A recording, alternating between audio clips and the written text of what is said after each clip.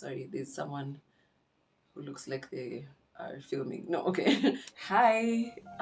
Full disclosure, I feel very awkward right now. It's been a very, very, very long time since I've posted a video. Since I have actually sat in front of a camera to talk, it's been a very long time. So I'm just going to embrace the awkwardness. I'm not going to run away from it. I'm just going to accept it and let it be here in this space with me. And I hope that you will also allow my awkwardness to exist. I thought it would just be good to jumpstart my journey of creating content yet again by just diving in and sharing what's in my heart. So recently, I had my 10th consecutive session of therapy that that I'd had since I started doing therapy regularly last year, towards the end of last year. And the reason why I ended up doing therapy again in the first place was because I had gotten to a place where I was feeling very overwhelmed by life, and I was experiencing anxiety, which I hadn't had since probably 5-6 years ago. And I was just, life had just become so much, and it had been things that were happening in my personal life, but also I was experiencing burnout from work. There were certain relationships in my life that were going through transition, and very important relationships. So I was so overwhelmed, and I didn't realize that I was drowning until I started to experience panic attacks.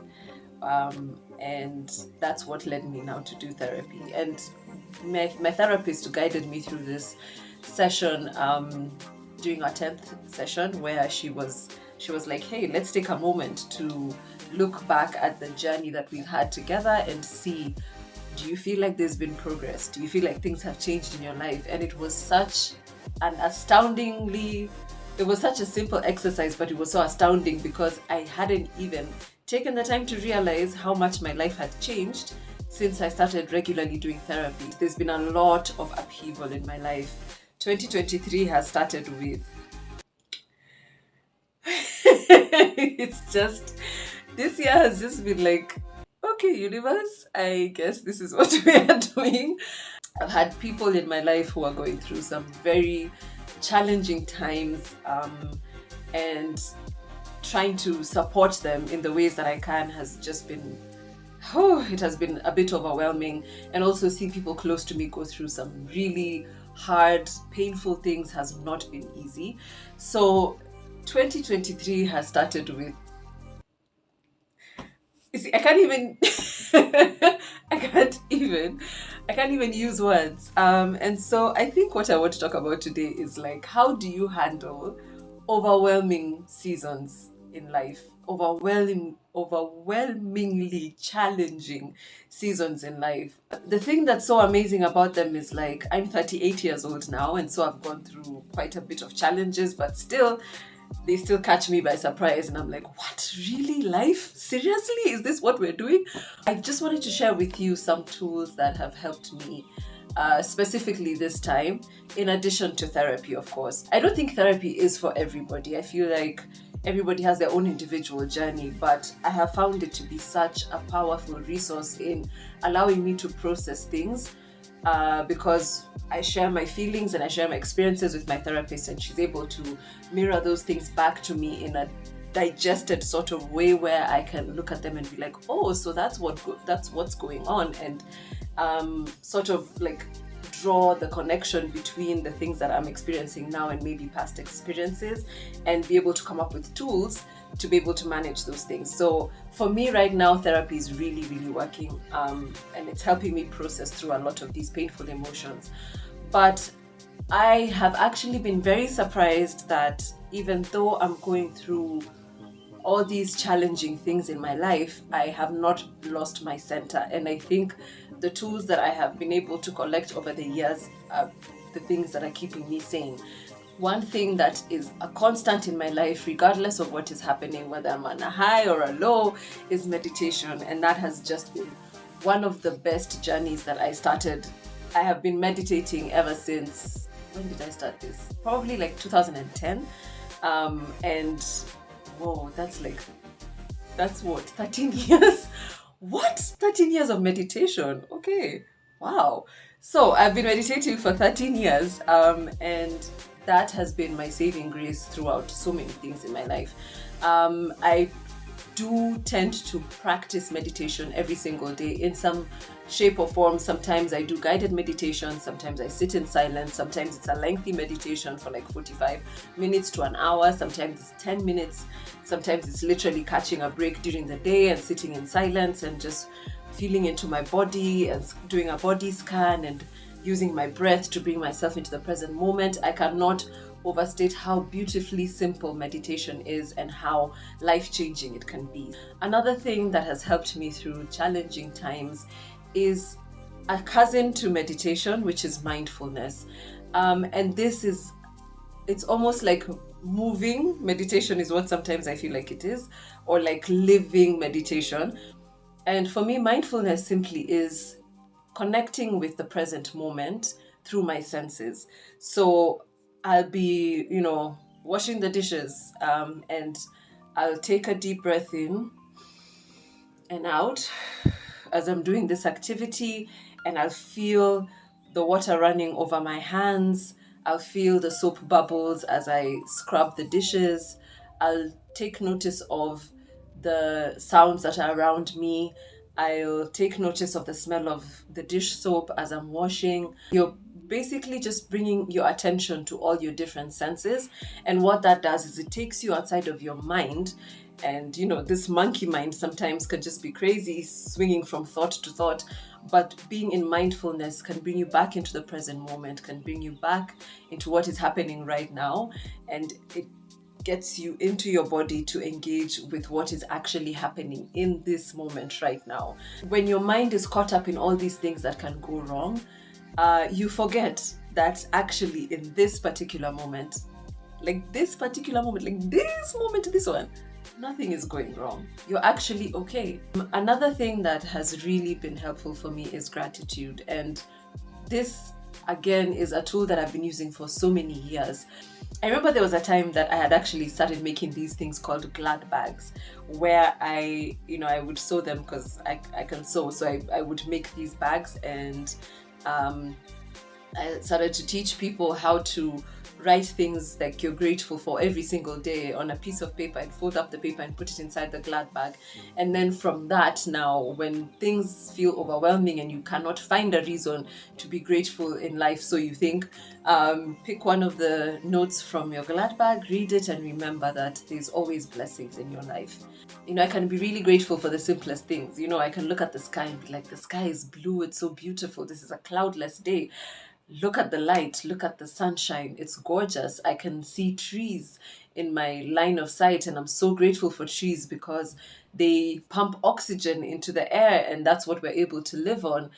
They also provide shade during particularly hot days like this one. I can be grateful for the taste of a mango. This is mango season. I'm so excited. I love mangoes. Like, they're the most delicious thing ever, specifically in this season. They're just like the most delicious things. And isn't it wonderful that we have such a fruit that's just so juicy and tasty? And as you can see, if you start to go on what Abraham Hicks calls a rampage of appreciation, it becomes something that's so much bigger than just being grateful for one thing.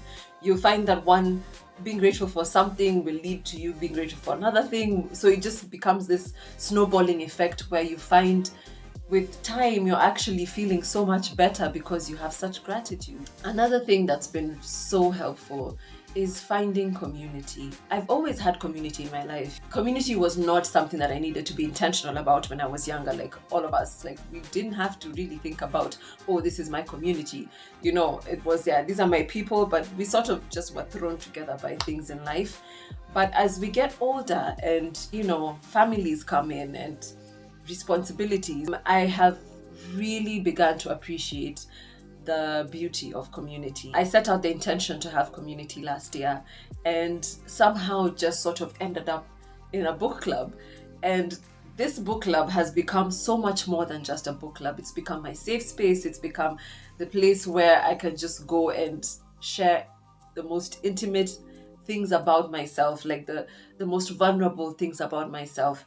And it's with a group of like-minded women who are on similar journeys in some amazing serendipitous way that this universe just sort of brings things together, and that has been such a blessing over my life. When things are heavy and things become too much, then I have people who can support me, and when things become too much for them, then I can also return the favor and be there for them to support them. And the last thing that I will share is, again, such a simple thing, and I love that all these tips are so simple. It's remembering that nothing lasts forever. I did this 10-day meditation called Vipassana for the very first time, probably like 10. It was 10 years ago. Was it 10 years ago? I think so. There was this concept that was being taught in Vipassana, and it's called anicca. And this anicca is a word that is in Pali, which is a Hindu dialect, and it's the language that the Buddha apparently spoke. And anicca is impermanence, like everything in life will rise and pass away. And I resonated so much with it that I actually got a tattoo of it. If you can see it. If you're able to really embrace this concept, it becomes something that can create equanimity in your life, because you realize that nothing is permanent. Even these challenging times will not last forever. And there's something about the human brain where, I don't know if this happens with you, but it's like when I'm going through something difficult, I tend to forget that this is a temporary situation. For me, it's like sometimes I can't see through the fog of darkness, and so I feel like, oh my gosh, I don't know when I'm going to come out of this. Like, it just feels like this is going to be my reality. So it's so wonderful to have this concept to bring myself back, to remind myself I have gone through so many difficult things. You know the saying, you have survived 100% of your bad days. I have survived everything, every single tough and difficult and painful thing that I've gone through in my life. And so I have that track record. That means that even this season, I may come out of it banged up, a little bruised. I may come out of it kind of traumatized. I don't know how I'm going to come out of this season, but I know that I will come out of it. And I know that there will always be brightness. There'll always be light.